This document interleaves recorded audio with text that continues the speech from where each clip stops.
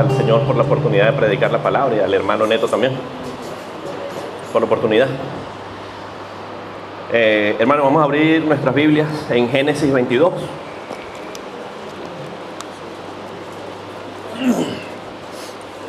Génesis 22. Vamos a leer los versículos del 7 al 14. Génesis 22, del 7 al 14. Cuando lo tengan, hermanos, dicen amén. Amén. Dice la palabra del Señor: entonces habló Isaac a Abraham, su padre, y dijo: Padre mío. Y él respondió: heme aquí, mi hijo. Y él dijo: he aquí el fuego y la leña, mas ¿dónde está el cordero para el holocausto? Y respondió Abraham: Dios se proveerá de cordero para el holocausto, hijo mío. E iban juntos. Y cuando llegaron al lugar que Dios le había dicho, edificó allí Abraham un altar, y compuso la leña, y ató a Isaac su hijo, y lo puso en el altar sobre la leña. Y extendió Abraham su mano, y tomó el cuchillo para degollar a su hijo. Entonces el ángel de Jehová le dio voces desde el cielo y dijo: Abraham, Abraham. Y él respondió: heme aquí. Y dijo: no extiendas tu mano sobre el muchacho, ni le hagas nada, porque ya conozco que temes a Dios, por cuanto no me rehusaste tu hijo único, tu único. Entonces alzó Abraham sus ojos y miró, y he aquí a sus espaldas un carnero trabado en un zarzal por sus cuernos. Y fue Abraham y tomó el carnero y lo ofreció en holocausto en lugar de su hijo. Y llamó a Abraham el nombre de aquel lugar: Jehová proveerá. Esto es Jehová Jireh. Por tanto se dice hoy: en el monte de Jehová será provisto. Amén, hermanos, pongámonos de pie para orar. Padre bendito, alabado sea tu nombre. Te damos las gracias, mi Señor, por tu amor, por tu misericordia. Te damos las gracias, Señor, por haber entregado a tu único Hijo, Señor, a morir en la cruz por nosotros, a pagar por nuestros pecados. Padre, gracias por esta palabra preciosa que nos has dejado también, Señor. Padre, en esta hora encomendamos este culto, Señor, en tus manos. Encomendamos esta palabra en tus manos, mi Señor, que sea tu Santo Espíritu hablando, mi Dios, por medio de mi boca. Que sea una palabra, Señor, para glorificar, Señor, tu santo nombre. Sea una palabra, mi Señor, para bendecir, para edificar a los hermanos, Padre. Tuya sea la gloria y la honra. Exaltado sea tu nombre por los siglos de los siglos. Bendito sea el nombre del Señor, Padre, Hijo, Espíritu Santo, en esta hora y siempre. Todos decimos amén y amén. Esta palabra, hermano, se llama aprendiendo a depender del Señor, porque Él es nuestro proveedor. Amén. Aprendiendo a depender del Señor, porque Él es nuestro proveedor. Mi hermano, y lo que leíamos anteriormente, Génesis 22, del 7 al 14, una porción de la Biblia, ¿verdad?, en la cual Abraham estaba sometido a tremenda prueba. El Señor había puesto a prueba la fe de Abraham, y Dios le ordena nada más y nada menos que sacrifique a su único hijo. Si ustedes recuerdan, hermano, Abraham inicialmente vivía en Ur de los Caldeos, y de allí lo sacó el Señor, ¿verdad? Esa promesa era que él lo iba a llevar ¿a dónde? A la tierra que fluye leche y miel, a la tierra de Canaán. Y también el Señor le había prometido a Abraham que iba a ser de él una nación grande y fuerte. El Señor le había dicho que contara las estrellas en el cielo, ¿verdad? Así de grande iba a ser la descendencia de él. Ahora, hermano, el instrumento, ¿verdad?, para que esta promesa se pudiese cumplir era un hijo. Tenía que haber un hijo de por medio, ¿verdad? Y era Abraham de avanzada edad y no tenía hijos. Si mal no recuerdo, cuando el Señor le hizo la promesa a Abraham, creo que tenía unos 75 años, si mal no recuerdo. Y el hijo, luego de tanto esperar, llegó cuando tenía más o menos 100 años. Y aquí en Génesis 22 ya el hijo Isaac ya estaba, digamos, era un muchacho, un teenager, tendría que unos 12, 13 años. Y él era el medio por el cual esa promesa del Señor se iba a cumplir. Pero viene el Señor y le dice, no, yo quiero que sacrifiques a tu hijo. Wow, qué prueba tan grande, hermano. Usted se imagina en esa posición. Usted se imagina que el Señor le diga, sacrifícame a tu hijo. Wow, hermano, yo nada más de pensarlo me tiemblo. Qué prueba tan difícil. Qué prueba tan difícil. Y sin embargo, Abraham obedeció al Señor. Abraham obedeció al Señor. Y en el versículo 7, iban camino al monte Moriah, el lugar que el Señor le había indicado a Abraham. Y el muchacho Isaac le pregunta al papá, y bueno, ahí está la leña, el fuego, pero ¿dónde está la ofrenda? ¿Dónde está el cordero para el holocausto? El muchacho inocente, el muchacho no sabía que él era, ¿verdad? La ofrenda. Pero fíjense en el versículo 8 la respuesta de Abraham. Abraham le respondió, Dios proveerá. Dios proveerá de cordero para el holocausto, hijo mío. Bendito sea el nombre del Señor, hermano. La fe de Abraham. Abraham iba ahí en obediencia al Señor. Pero él sabía en su corazón, él tenía la fe, la confianza de que algo, él no sabía qué, pero algo el Señor iba a hacer. Algo iba a hacer el Señor allí con su hijo.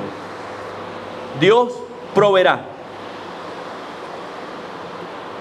Y llegó la hora, hermano, llegó la hora del sacrificio, ya todo estaba listo. Ya el altar, todo estaba listo ya para el sacrificio. En el versículo 10 dice, extendió Abraham su mano y tomó el cuchillo para degollar a su hijo. Ya estaba a punto allí de todo. Pero en el versículo 11 dice, el ángel de Jehová le habló desde el cielo. ¿Quién es el ángel de Jehová, hermano? ¿Verdad? En el Antiguo Testamento, cuando usted escuche, cuando usted lea el ángel de Jehová, eso hace referencia ¿a quién? A Cristo Jesús. Amén. El Señor le dijo, no, Abraham, detente, yo reconozco. Entonces lo dice en el versículo 12, yo conozco que temes a Dios por cuanto no me rehusaste a tu hijo único, lo más valioso, hermano, que tenía él. La forma en que esa promesa que el Señor le había dado se iba a cumplir, y él no rehusó en dárselo al Señor. Entonces en el versículo 13 dice, alzó Abraham sus ojos y miró alrededor. Y dice la palabra que encontró, digamos, enredado entre unos matorrales, en un zarzal, dice la palabra, enredado en sus cuernos un carnero. ¿Y qué era ese carnero, hermano? Ese era el sacrificio que el Señor le iba a dar a Abraham. Esa era la provisión que el Señor le estaba dando a Abraham para el sacrificio. Y la palabra, el versículo 14, dice, y llamó a Abraham el nombre de aquel lugar, Jehová proveerá, lo que conocemos, ¿verdad?, como Jehová Jireh. Por tanto se dice hoy, en el monte de Jehová será provisto. La provisión del Señor, Jehová Jireh, Jehová es nuestro proveedor. El Señor tiene muchos nombres, ¿verdad? Jehová Rafa, nuestro sanador, Jehová Nisi, nuestro estandarte, y este es uno de ellos también. Jehová Jireh, ¿qué quiere decir? Que Jehová, que Dios Todopoderoso es nuestro proveedor, ¿verdad? Lo creemos todos, amén. Amén. Entonces, wow, hermano, qué prueba tan tremenda la que estaba pasando Abraham allí. Una prueba súper difícil, una prueba bien dura. Y el Señor proveyó para él. Y de aquí, hermano, podemos sacar varias cosas, podemos sacar muchas enseñanzas de aquí. Primeramente, hermano, la prueba va a llegar a nuestra vida, ¿verdad? La prueba va a llegar a la vida del creyente. Hermano, pero en medio de la prueba, el Señor va a proveer para nosotros. El Señor quiere probar nuestra fe. El Señor quiere probar nuestra fe y el Señor quiere probar que nosotros en realidad dependemos de Él. Hermano, ¿cuántos de nosotros no hemos estado pasando por una prueba? Y estamos allí pegados del Señor en oración. Le decimos a los hermanos, hermano, ore por mí. Pasa esto, esto y aquello. Hermano, y pareciera que la prueba se empeora. Usted está confiando en el Señor. No, bueno, ya lo peor pasó. Y no, hermano.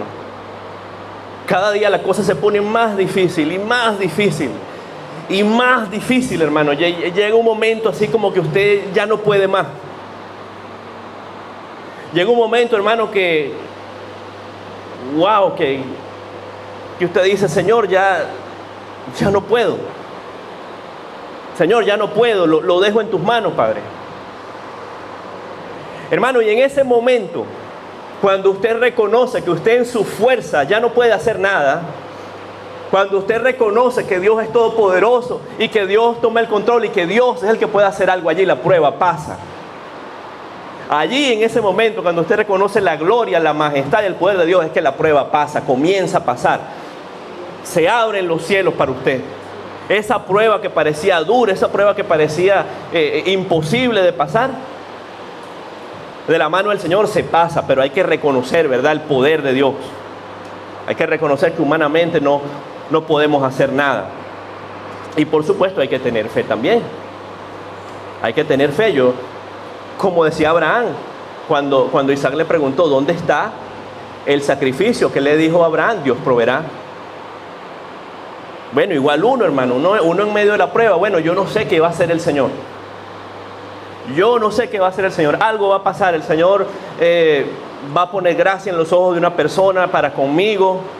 El Señor va a cambiar una circunstancia. El Señor va a producir una demora. Algo. Pero el Señor se va a glorificar en mi vida y el Señor me va a dar la victoria en el nombre de Jesús. Amén. Hermano, levante la mano. ¿Cuántos no han estado en esa situación?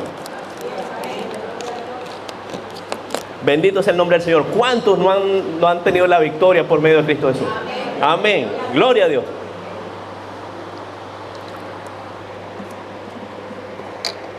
Bueno, yo recuerdo, y creo que ya antes he hablado de esto, hace un par de años. Eso fue un 5 de septiembre, me acuerdo, de 2015.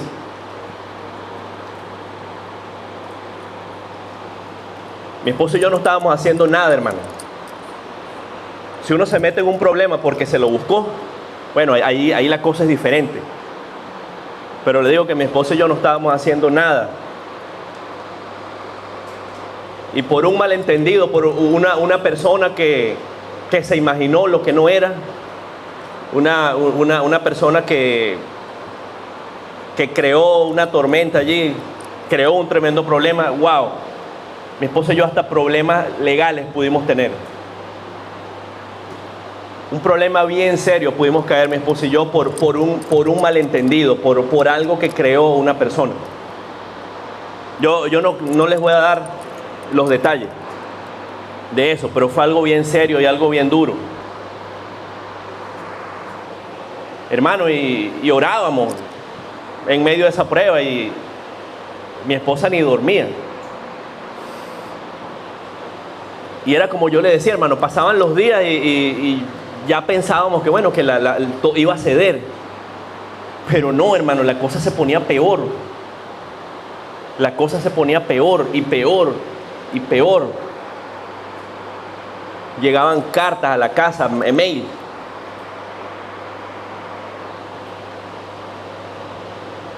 Wow, hermano, llegó un momento que sí, que cabal, como les decía antes, no, mire, Señor, no podemos hacer nada, ya lo ponemos en sus manos. Y allí el Señor se glorificó, hermano. Imagínese usted como llega así el sol después de la tormenta, que hay una tormenta que arrastra todo, una lluvia, un temporal, así, las nubes negras, todo. Así de repente todo se perdió, todo se lo llevó el Señor. Y quedó un sol resplandeciente, así, gloria a Dios. Gloria a Dios, tremenda victoria que nos dio el Señor. Esa prueba duró, hermano, 1 mes y medio.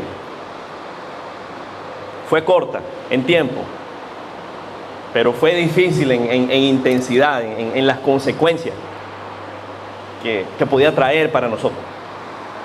Pero el Señor se glorificó. Y así es el Señor, hermano. El Señor quiere probar nuestra fe. El Señor quiere probar nuestra fe. Y una hermana que dice, ¿usted quiere victoria? Bueno, el Señor tiene que darle prueba. Porque si usted no tiene prueba, ¿qué victoria le va a pedir al Señor? Amén. Otra experiencia, hermano. Eso fue el año pasado. En mi trabajo nos dieron un trabajo, un proyecto, algo ahí que teníamos que hacer. Y bueno, pasaron varias cosas. La persona a la que le estábamos trabajando cometió algunos errores. La compañía donde yo trabajo cometió algunos errores también. Y un trabajo que era bien sencillo, hermano. Imagínense algo lo más sencillo que usted pueda pensar. Algo cotidiano de su trabajo. Algo que era algo bien fácil de hacer. Se convirtió en un trabajo difícil. Se nos salió de las manos. Se nos salió de las manos. Cada día yo, orándole mucho al Señor. Y como yo les decía, cada día yo pensaba que la cosa iba a mejorar. No. Se ponía más difícil y al otro día peor, y al otro día peor, y al otro día y pasaban cosas. Muy duro, muy difícil. Me acuerdo que un martes aquí en un culto de los martes, a cada rato me tenía que salir porque me llamaban por teléfono. ¡Wow! Llegó un momento que una persona llamó a mi jefe y le dijo, bueno, mira, Bruce se llama a mi jefe, esta es la última oportunidad que le vamos a dar. O hacen las cosas bien o los echamos y traemos a otra persona, otra compañía, ya no los podemos tener más aquí. O hacen eso bien ahora, ya la última oportunidad, o van para afuera. Y bueno, y ahí es que llega ese momento, el momento que uno reconoce, Señor, ayúdanos. Señor, en el medio de la prueba te necesitamos. Señor, ya no hay nada que podamos hacer. El que puede hacer algo eres tú, mi Dios. ¿Y qué pasó allí? Todo comenzó a fluir, digámoslo así. El Señor tomó el control, el Señor comenzó a glorificarse y las puertas se empezaron a abrir, las cosas comenzaron a mejorar. Bendito sea el Señor, pudimos terminar ese trabajo. Todavía seguimos con esa gente, gloria a Dios. O sea, esa gente, gloria a Dios, gracias a ellos. Ese ha sido el instrumento que el Señor ha puesto para darnos de comer a nosotros, ahí donde yo trabajo. Bendito sea el Señor. Entonces esa es la naturaleza de la prueba, cómo en medio de la prueba el Señor se glorifica, cómo el Señor provee para nosotros. Amén. Hermano, a veces pasa también que uno pide,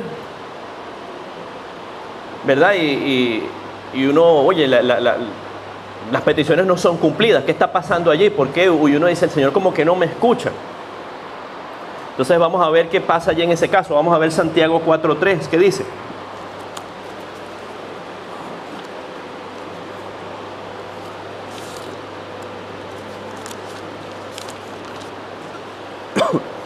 Santiago 4:3, ¿lo tenemos? Dice la palabra del Señor. Santiago 4:3, pedís y no recibís. ¿Por qué? Porque pedís mal, para gastar en vuestros deleites.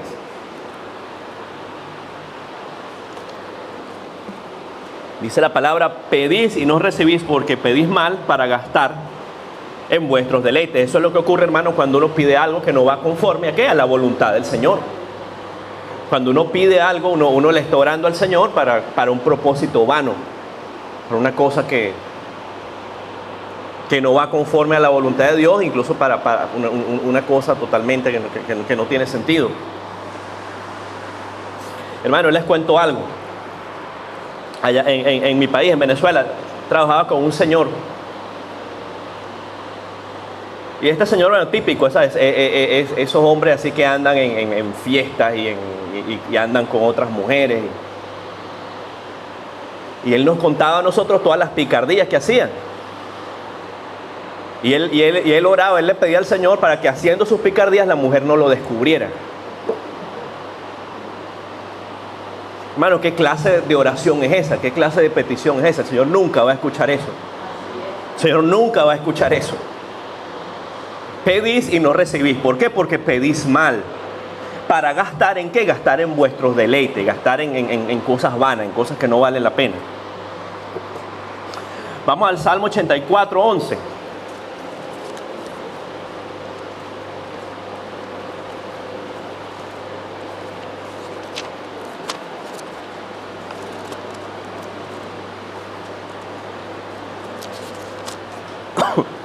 El Salmo 84, 11 dice la palabra: porque sol y escudo es Jehová Dios, gracia y gloria dará Jehová, no quitará el bien a los que andan en integridad. Dice la palabra del Señor, no quitará el bien a los que andan en integridad, los que andan en un camino íntegro, los que andan de la mano del Señor. El Señor siempre los va a amparar. Dice la palabra, no quitará el bien. El Señor siempre va a estar con usted. ¿Que le van a venir las pruebas? Sí. ¿Que el Señor lo va a abandonar? No, el Señor, mientras usted vive en integridad, mientras usted viva obedeciendo a la palabra de Dios, el Señor no lo va a abandonar. Amén. Amén. Hermano, uno, ¿verdad? En este mundo material que vive, uno le preocupa mucho las cosas, digamos, del día a día. Entonces uno le pide al Señor, ¿verdad? Típico, uno le dice, Señor, ayúdanos, danos la provisión, que no nos falte el techo, que no nos falte el pan, que no nos falte trabajo, todo ese tipo de cosas, ¿verdad? Pero el Señor provee todo, y cuando uno dice todo, es todo lo que uno necesita. No solamente provee cosas de tipo material, sino también cosas de tipo espiritual. El Señor va a proveer todo lo que uno necesita. Ahí en Mateo 6:11,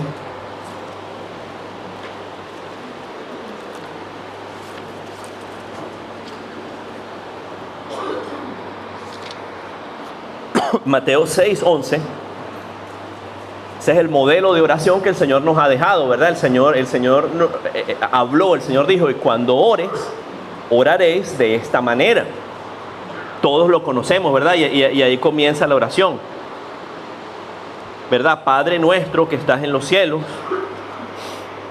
¿verdad? Comienza la oración y llega al versículo 11, ahí, Mateo 6:11, que dice la palabra, dice, el pan nuestro de cada día, dánoslo hoy. El pan nuestro de cada día, dánoslo hoy. Es decir, que pedir por las cosas de tipo material, en este caso representado por el pan, por el alimento, eso está bien. El Señor quiere que pidamos de esa manera.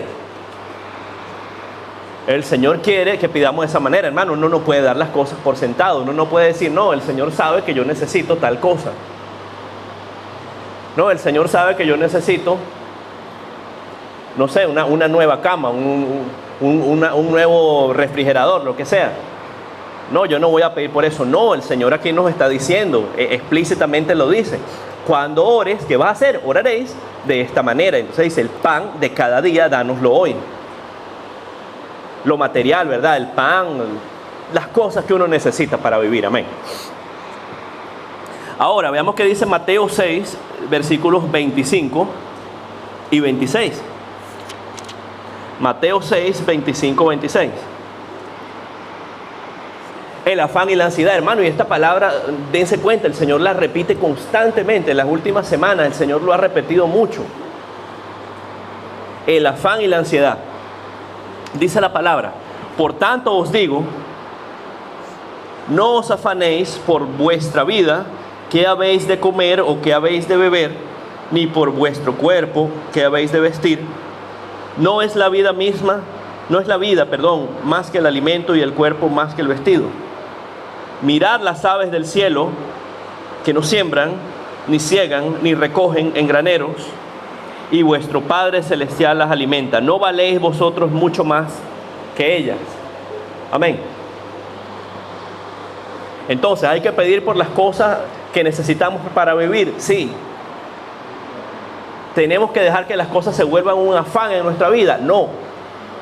Y aquí, lo que acabamos de leer, Mateo 6, 25 y 26, la palabra es clara. La palabra nos dice que no nos afanemos. El Señor Cristo Jesús habla allí, da dos ejemplos, habla de las aves del cielo. Bueno, aquí en esta parte habla de las aves del cielo, más adelante habla de los lirios, del campo, de las flores. Y dice la palabra, ¿verdad?, que nosotros somos más que ellos, valemos más para el Señor que los lirios, que los pájaros. Él nos va a proveer, no nos tenemos que afanar. Si nosotros seguimos leyendo allá en Mateo 6, en el versículo 33, dice la palabra también, ¿verdad? Mas buscad primeramente el reino de Dios y su justicia, y todas estas cosas os serán añadidas, ¿verdad? Os serán añadidas. Entonces, ¿qué nos dice el Señor? El Señor nos dice, bueno, no te preocupes, yo te voy a proveer. Yo te voy a proveer todo lo que tú necesitas, yo te lo voy a dar. Pero, ¿qué tienes que hacer? Dame el primer lugar a mí. Dame el primer lugar a mí. Busca primero el reino de Dios y su justicia. Busca las cosas de Dios primero. ¿Y qué va a pasar? Todo lo que necesitamos va a llegar por añadidura. Digamos, va a ser consecuencia de eso, de que buscamos del Señor. Amén. Bendito sea el nombre de Jesús. Hermano, el Señor, como dije antes, nos da lo que necesitamos para cubrir las necesidades del día a día, pero el Señor da todo, hermano, todo lo que usted necesite. ¿Qué pasa cuando usted, por ejemplo, tiene sus necesidades cubiertas, pero necesita algo interior? Cuando tiene un problema en su vida, cuando tiene una necesidad, ¿quién lo provee? ¿Quién llena ese vacío que usted puede sentir en algún momento? El Señor también lo llena. Veamos, por ejemplo, Juan 14, 27.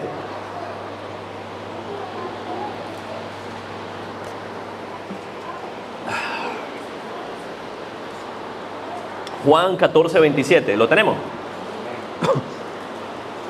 Dice, la paz os dejo, mi paz os doy. Yo no os la doy como el mundo la da. No se turbe vuestro corazón, ni tenga miedo. Juan 14, 27. Entonces, si usted le hace falta paz en su vida, ¿quién le da esa paz? ¿De dónde viene la paz? El Señor la da. El Señor nos da la paz, la tranquilidad. Aquí en este versículo que acabamos de leer, ¿verdad? El Señor le estaba anunciando a sus discípulos, ¿verdad? Que Él les iba a entregar el Consolador, el Espíritu Santo, se los iba a dejar. Lo iban a tener en un futuro. Él ya se iba. El Señor ya se iba. Le tocaba sufrir en la cruz, ¿verdad? Pero Él les iba a dejar el Consolador, le iba a dejar el Espíritu Santo. Y eso les podía causar cierta intranquilidad a ellos, a sus discípulos, ¿verdad? Que Él les decía, la paz os dejo, mi paz os doy. Yo no os la doy como el mundo las da. No se turbe vuestro corazón ni tenga miedo. La paz del Señor, amén. Segunda de Corintios 1, versículos 3 y 4.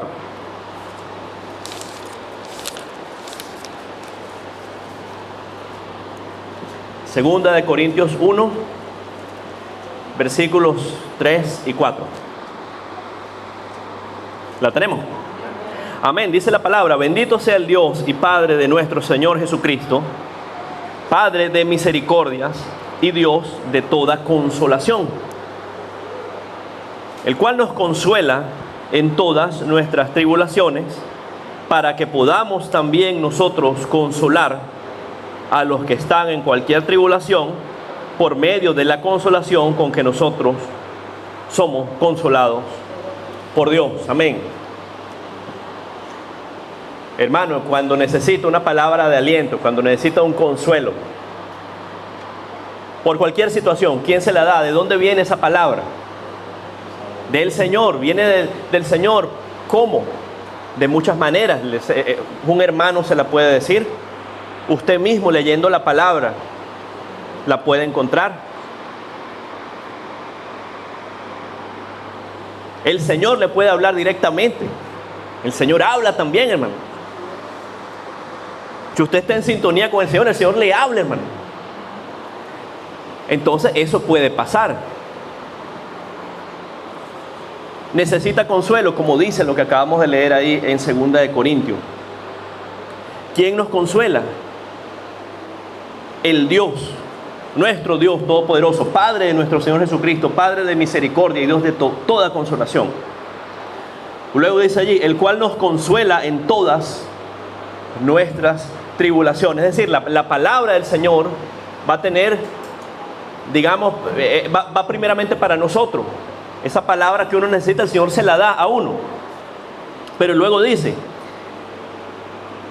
el cual nos consuela en todas nuestras tribulaciones, y luego dice, para que podamos también nosotros consolar a los que están en cualquier tribulación por medio de la consolación con que nosotros somos consolados por Dios. Es decir, esa palabra que el Señor le dio a usted, lo que el Señor le dé, no se lo guarde, hermano. Lo que el Señor le dé, no se lo guarde, compártalo.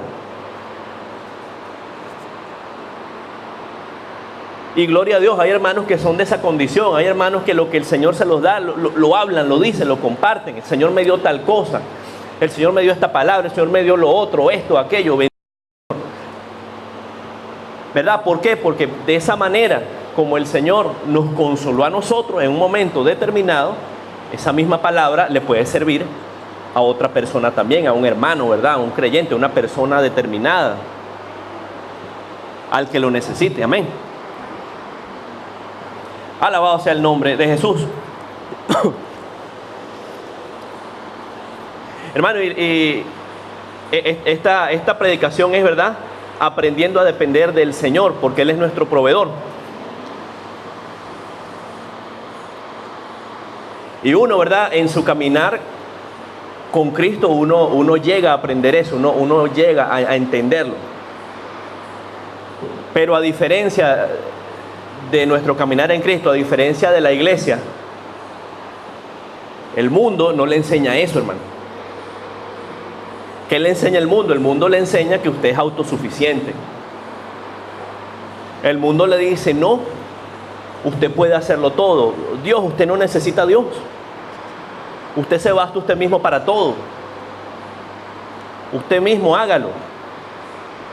Haga las cosas en su fuerza. Eso es lo que el mundo enseña.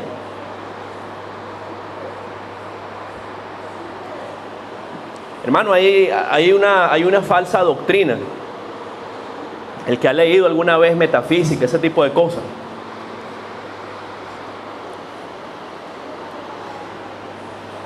y esa falsa doctrina, lo que le enseña a la gente en la metafísica, parte de la metafísica, es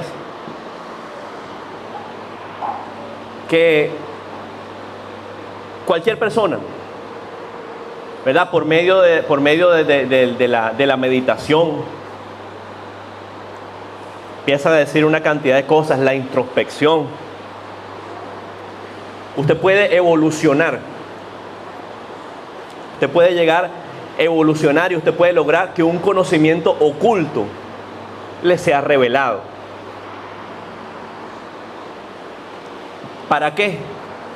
Eso es lo que dice la metafísica. Obviamente esto no es verdad. ¿Para qué? Para que en un momento usted pueda llegar a ser un Dios. Que usted pueda llegar a ser como Dios. Ahora yo le pregunto, hermano, ¿tiene esto sentido? ¿Tiene esto sentido? No. ¿Usted cree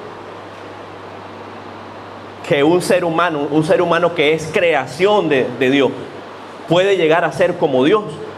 Por supuesto que no, ¿verdad? Nadie que tenga un poquito de conocimiento de la palabra de Dios se va a creer eso. Pero mucha gente en el mundo se lo cree. Y están sumergidos en esa onda y están pendientes de la meditación, están pendientes de leer tonteras, en fin. Hermano, pero esto es más serio de lo que usted piensa. Esa mentira, eso que a uno le pudiera parecer hasta que da risa. Hermano, esa es la esencia de la mentira con la cual Satanás engañó ¿a quién? A Adán y Eva. Esa es la esencia de la mentira de Satanás y vamos a verlo, vamos a ver Génesis 3.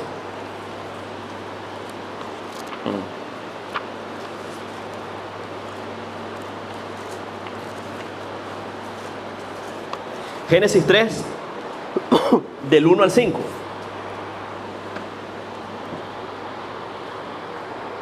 ¿Lo tenemos? Amén. ¿Qué dice la palabra, verdad? La serpiente. ¿Quién era la serpiente? Satanás. La serpiente era astuta más que todos los animales del campo que Jehová Dios había hecho. La cual dijo a la mujer: con que Dios os ha dicho, no comáis de todo árbol del huerto. Y la mujer respondió a la serpiente: del fruto de los árboles del huerto podemos comer. Pero el fruto del árbol que está en medio del huerto, dijo Dios, no comeréis de él ni lo tocaréis, para que no muráis. Entonces la serpiente dijo a la mujer: no moriréis, sino que sabe Dios que el día que comáis de él serán abiertos vuestros ojos y seréis como Dios, sabiendo el bien y el mal. Sabiendo el bien y el mal, seréis como Dios. El resto de esta historia todos la conocemos, ¿verdad? ¿Qué fue lo que pasó? Pero cómo de esa manera la serpiente, el diablo, engañó a Eva. Y cómo a su vez Adán fue engañado y cómo precipitó todo lo que ha ocurrido a lo largo de la historia de la humanidad. Como por ese deseo, porque ese era el deseo de ser como Dios. Ese deseo en el corazón de ser como Dios fue lo que cambió todo, hermano. Al principio la creación era perfecta. Un lugar donde el hombre estaba en comunión directa con Dios. Donde el hombre tenía todo lo que necesitaba para vivir. ¿Y qué pasó? Ese deseo malsano en el corazón fue lo que produjo todo lo que conocemos hoy en día, esta realidad torcida, esa naturaleza pecaminosa del hombre. Todo viene de allí, hermano. Entonces, el día que alguien le diga a usted: no, que si usted hace esto y lo otro, que si usted medita, que si usted lee tal libro, que si usted hace tal oración, usted va a evolucionar, se va a convertir en un ser superior, usted puede llegar a ser como Dios, hermano, en el nombre de Jesús le digo: deseche esa enseñanza. Porque solamente hay un solo Dios y ese Dios es nuestro Dios todopoderoso, Padre, Hijo, Espíritu Santo. Amén. Hermano, nosotros somos creación. Dios es el creador. Nosotros somos limitados en nuestra fuerza. Dios es todopoderoso. Hermano, nosotros a lo sumo, ¿cuánto tenemos de vida? Máximo 70, 80 años. Dios es infinito. Dios, el tiempo está en Él. Dios es el dueño del tiempo. Dios sabe todo lo que va a pasar.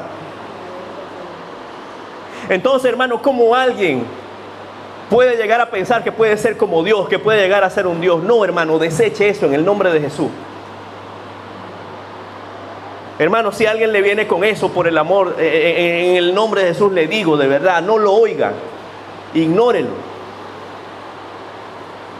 Esa es una enseñanza mala, esa es una enseñanza torcida. Solamente hay un Dios, nosotros somos la creación de Dios. Por su misericordia, una vez que lo aceptamos a Él, hemos llegado a ser hijos de Dios. Amén. Otro punto, hermano. Estamos de acuerdo, ¿verdad? Que Dios es nuestro proveedor, ¿verdad? Pero muy tristemente también, mi hermano y hermana, muchas personas confunden ese punto de que Dios es nuestro proveedor y creen que Dios es su sirviente. Y eso está mal también. Eso está muy mal. Entonces vamos a ver un versículo. Vamos a ver Filipenses 4:13. Le digo, hermano, hermana, este es uno de los versículos más bonitos de la Biblia. Y Filipenses 4, le digo también, es uno de los capítulos de la Biblia más bonitos que hay. Pero tristemente Filipenses 4:13 es uno de los versículos que la gente de la prosperidad, que la gente que tuerce la palabra, usa con más frecuencia. Filipenses 4:13, ¿qué dice? Todo lo puedo en Cristo que me fortalece, ¿verdad? Todo lo puedo en Cristo que me fortalece. ¿Qué dice la gente que tuerce las escrituras acerca de Filipenses 4:13? Todo lo puedo en Cristo que me fortalece. La interpretación que le dan es: pídale al Señor todo lo que usted quiera y todo lo que usted quiera hacer le será concedido. Todo lo puedo en Cristo que me fortalece. Lo que quieren decir esas personas es eso. Prácticamente de que el Señor le va a conceder, el Señor le va a permitir que usted consiga todo lo que usted quiera hacer. No hay nada más lejos de la realidad, hermano. Si leemos Filipenses 4:13, pero si comenzamos a leer desde el versículo 10, entonces le vamos a dar un sentido, ¿verdad? Le vamos a dar el sentido correcto a esta escritura. Amén. Dice la palabra, dádiva de los filipenses, dice: en gran manera me gocé en el Señor de que ya al fin habéis revivido vuestro cuidado de mí, de lo cual también estabais solícitos, pero os faltaba la oportunidad. No lo digo porque tenga escasez, pues he aprendido a contentarme cualquiera que sea mi situación. Sé vivir humildemente y sé tener abundancia. En todo y por todo estoy enseñado, así para estar saciado como para tener hambre, así para tener abundancia como para padecer necesidad. Todo lo puedo en Cristo que me fortalece. Amén. Entonces, ¿cuál era la situación allí? ¿Cuál es el contexto de eso? ¿Verdad? El apóstol Pablo le estaba escribiendo a la iglesia de Filipo, a los filipenses. ¿Verdad? En el versículo 10, ¿qué le está diciendo? ¿Verdad? Pablo le dice: en gran manera me gocé en el Señor de que ya al fin habéis revivido vuestro cuidado de mí, de lo cual también estabais solícito, pero os faltaba oportunidad. Pablo se está alegrando. Pablo se alegra, ¿verdad? De la ayuda que podía provenir, entendamos una ayuda material en ese caso, de la iglesia de Filipos. Pablo reconoce que estaba, ¿verdad?, en el corazón de la iglesia de Filipos ayudarlo.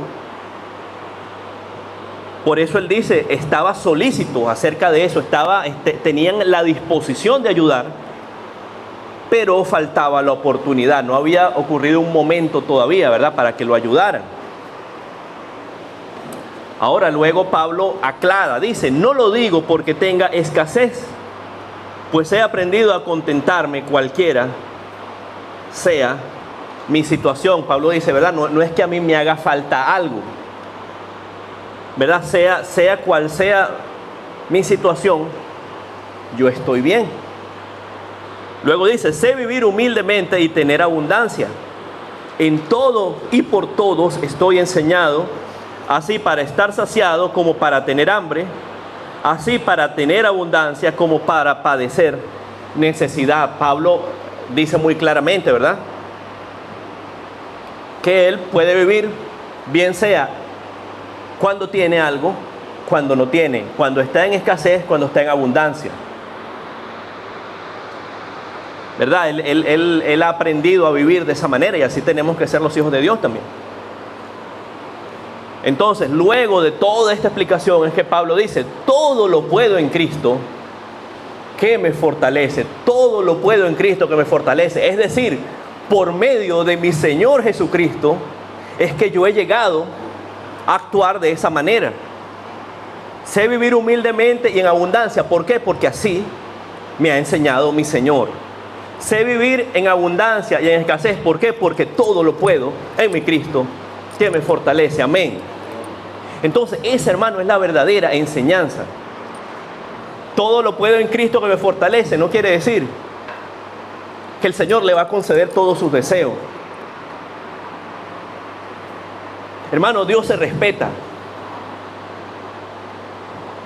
Hermano, el Señor no es la bola de cristal que uno le pide los deseos. No, hermano. Dios se respeta, hermano. Y nuevamente ahí caemos a ese punto. Nosotros somos la creación y Dios es el creador. Hermano, yo le digo algo, hermano. Usted está viendo para adelante aquí. Usted está sentado ahí porque es la voluntad de Dios. Usted respira porque Dios quiere que usted respire. Usted se mueve porque el Señor quiere que usted se mueva, hermano. Usted está vivo aquí porque es la voluntad de Dios, hermano. Entonces, hermano, Dios se respeta. Nosotros somos la creación, Dios es el creador. Amén.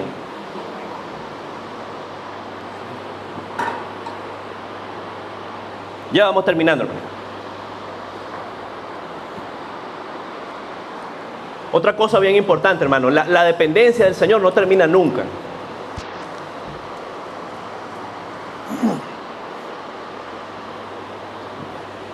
Si usted cree, hermano, que va a llegar un día, va a llegar un momento, no, ya yo ya no necesito más del Señor, yo todo lo que tengo ya lo tengo cubierto. No, eso no funciona así. Hermano, hasta en la eternidad, hasta en la nueva Jerusalén, nosotros vamos a depender del Señor. Vamos a leerlo, vamos a demostrarlo con la palabra. Vamos a leer es así. Vamos a leer primero Apocalipsis 22, del 1 al 2.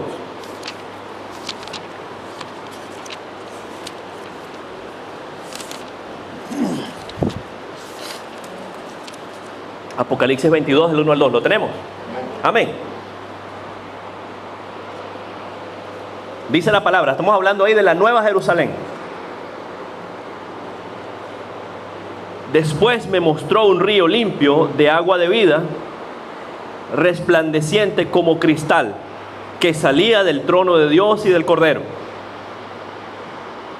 En medio de la calle de la ciudad y a uno y otro lado del río estaba el árbol de la vida, que produce 12 frutos, dando cada mes su fruto. Y las hojas del árbol eran para la sanidad de las naciones. Amén. Hermano, y esto que acabamos de leer aquí se refiere a la nueva Jerusalén. ¿Qué va a ocurrir? ¿Qué va a ocurrir en un futuro? ¿Verdad? Luego de la gran tribulación, al final del periodo de la gran tribulación, ¿qué va a venir? Va a venir una época del gobierno milenario de Cristo, el milenio. Cristo va a gobernar la tierra por 1000 años. Y va a ser un reino de paz, de justicia, de tranquilidad, de prosperidad. Pero aún así, aún cuando ese va a ser un un momento precioso, hermoso, donde Cristo va a gobernar en el mundo. Hay personas que se van a rebelar contra Él. Hay personas que se van a rebelar contra el Señor. Y el diablo que al principio del milenio, Satanás, que había sido atado, aprisionado, el Señor va a permitir que salga de esa prisión. Y el diablo va a engañar personas durante el milenio. Y se van a levantar, van a luchar contra Cristo Jesús. La batalla de Gog y Magog. Pero el Señor, por supuesto, va a tener la victoria. Amén. Y el diablo va a ser encarcelado en el lago de fuego. Entonces, luego del milenio, dice la palabra, en Apocalipsis 21 lo puede leer con detalle, va a bajar la Nueva Jerusalén. La Nueva Jerusalén va a ser la ciudad de Cristo, una ciudad preciosa, una palabra bella, hermano. Léala en su casa. Lea Apocalipsis 21. Una ciudad grande, hermano. Una ciudad grande. Me acuerdo que una vez en el culto de los martes hablábamos acerca de eso. Y la palabra daba unas medidas de esa ciudad. Decía, creo, si mal no recuerdo, 12.000 estadios, decía. Y hablábamos en ese momento de cuál era el valor de esa medición. Y 12.000 estadios, hermanos, son como 2.300 kilómetros. Como decirle a la distancia de Brisbane a Adelaida, más o menos. Lo que les quiero decir es que esta va a ser una ciudad muy grande, una ciudad cuadrada, una ciudad grande, una ciudad hermosa. Y allí en esa ciudad es donde va a estar esto que acabamos de leer hace rato en Apocalipsis 22, versículos del 1 al 2. En la Nueva Jerusalén de Cristo, dice la palabra: después me mostró un río limpio de agua de vida, resplandeciente como cristal, que salía del trono de Dios y del Cordero. Y luego dice, póngale atención aquí al versículo 2, dice: en medio de la calle de la ciudad y a uno y otro lado del río estaba el árbol de la vida, que produce 12 frutos, dando cada mes su fruto. Y las hojas del árbol eran para la sanidad de las naciones. Entonces, estas dos partes aquí, hermanos, son bien importantes. Nos habla primeramente de ¿qué? Del fruto. Dice, ¿verdad?, de que el árbol de la vida produce 12 frutos. Eso no quiere decir, hermano, que produce 12 frutos diferentes. Que lo que quiere decir es que produce el mismo fruto durante todo el año, ¿verdad? Dice que produce 12 frutos, dando cada mes su fruto. Ese fruto lo produce todo el año. Entonces, ese árbol es el árbol de la vida. Ese árbol produce un fruto.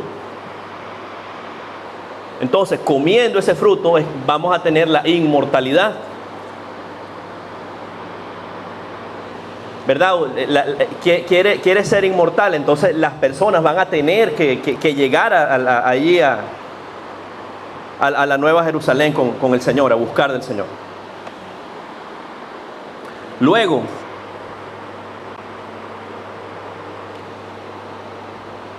dice la palabra allí en el versículo 2 también: las hojas del árbol eran para sanidad de las naciones.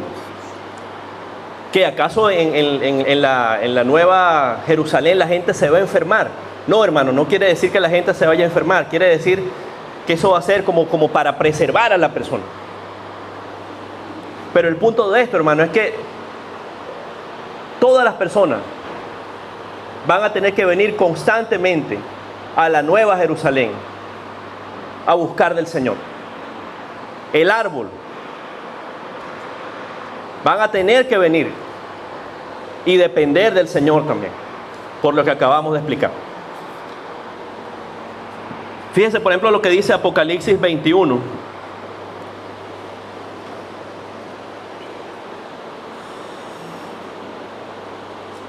Apocalipsis 21, vamos a leer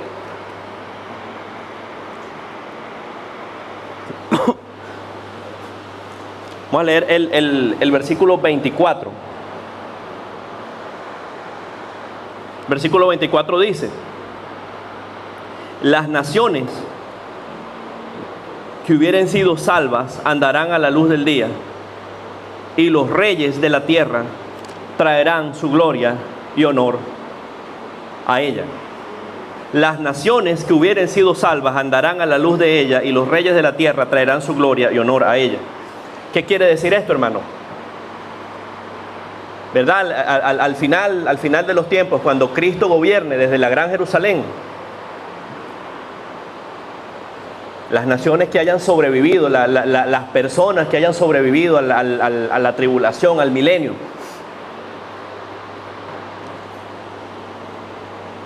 ¿verdad? Todas esas personas y las personas que rigen, las que gobiernan esas naciones,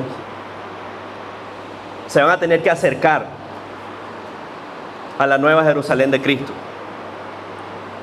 Y dice que los reyes de la tierra, los gobernantes que estén por allí todavía, traerán su gloria y honor a ella. ¿Para quién? Para Cristo Jesús. Amén. Entonces, hermano, hasta el final de los tiempos vamos a depender del Señor. Vamos a depender siempre del Señor. Hermano, lo que he repetido muchas veces en esta predicación, nosotros somos creación, hermano. Dios es nuestro creador. Nosotros somos creación, Dios es nuestro creador. Hermano, aprendamos a depender del Señor. Aprendamos que nuestras fuerzas son limitadas. Nuestras fuerzas son limitadas.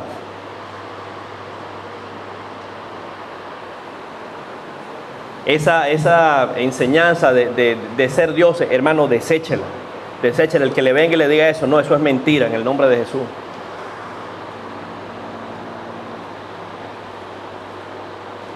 Lo más hermoso, hermano, lo más hermoso que usted puede sentir en la vida, hermano, es tener la certeza de que hay un Dios que es todopoderoso y Él cuida de usted, hermano. Eso es lo más hermoso que usted puede sentir en su vida. De que nosotros somos débiles, somos limitados, somos dependientes, pero hay un Dios allá arriba que nos está cuidando y nos está protegiendo y nos está bendiciendo. Amén. Aprendiendo a depender del Señor. ¿Por qué? Porque Él es nuestro proveedor. Amén, ¿verdad? Gloria a Dios.